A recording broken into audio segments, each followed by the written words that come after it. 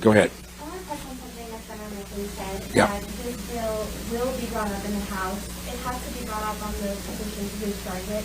And why would the 5 Democrats that need to step up, why would they force this issue in the House? Why would they not? Why wouldn't they? Every one of them, every last one of them,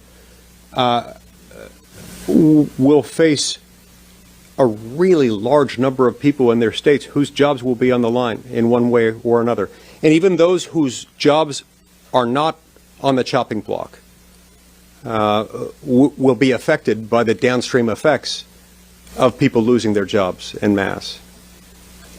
Aside from everything else, the fact that we're approaching the holiday season, nobody wants to face Christmas with the prospect of losing their job hanging over their head. It adds a degree of emotion to this. But more than that, more than the time of year, the closer this gets to being reality, the more people are realizing that it's just fundamentally unfair.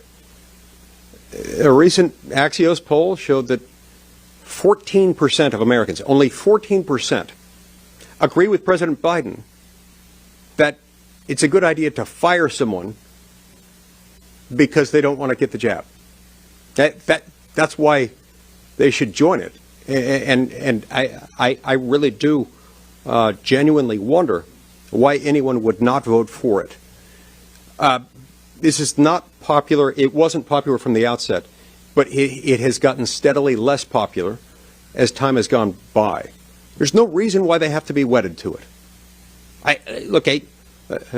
get it. If they're Democrats, maybe they want to support their president. It's not an inexorable command.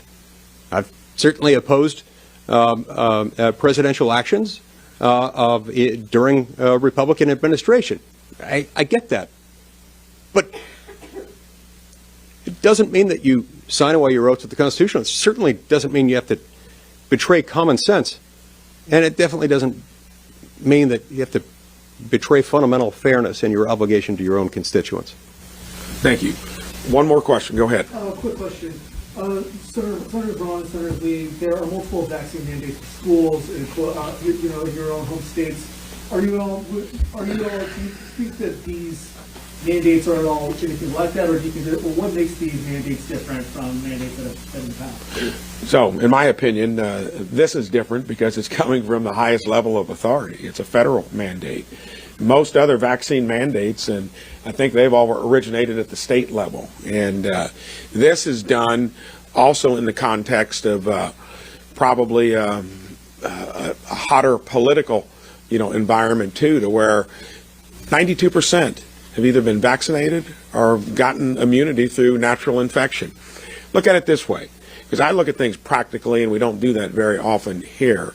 Is the marginal benefit of one additional vaccination worth or equivalent to the marginal disadvantage of what you heard from Senator Daines, Senator Lankford, in somebody having to give up a job for, regardless of the reason they get into that fork in the road, there's no equivalency there. And I think that is where you got to realize that you've made your point, you're digging the hole deeper on the part of the administration, and you're not looking at what this is going to do to Main Street America.